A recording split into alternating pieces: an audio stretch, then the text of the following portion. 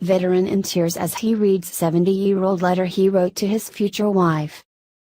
Whether it's chance or fate, this World War II veteran has just had the surprise of a lifetime thanks to a coincidental find at a thrift shop.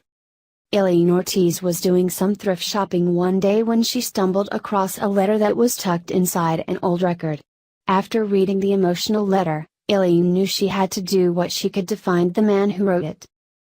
When the letter reached its author, the man immediately broke down in tears. That man was Bill Moore, 90, who served in the war with Patton's Third Army in Europe. He originally wrote the letter to his eventual wife, Bernadette Gibson, 70 years ago. While Bill read the old letter he couldn't help but laugh through the tears. The letter read, "My darling, lovable, alluring, Bernadette, I ran out of space, but I could have written a lot more adjectives describing you. You are so lovely, darling, that I often wonder how it is possible that you are mine. I'm really the luckiest guy in the world, you know. And you are the reason, Bernadette. Even your name sounds lovely to me." The letter had been written in 1945. Little did anyone know, the two would spend the next 63 years married and raising children together.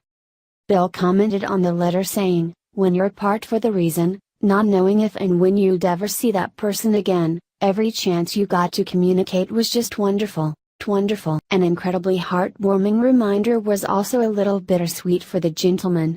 It served as a reminder of their love but also as a more somber reminder of his wife's fairly recent passing in 2010.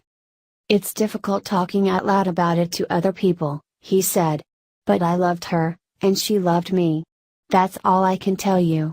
It's a heartache not being with her all the time," Bill explained. Ortiz found the letter in a record cover after a purchase at her local thrift store. She contacted the local news hoping they would help in her search for the family connected to the letter. She then was lead to Melinda Gale, 48, one Bernadette and Bill's daughters. When she read the note addressed to her deceased mother, she couldn't hold back the tears. She claims the flowery language her father used is far from anything she would have expected from him. She said, "My hands were shaking when I finished reading it. It truly was a window into how deep their love was.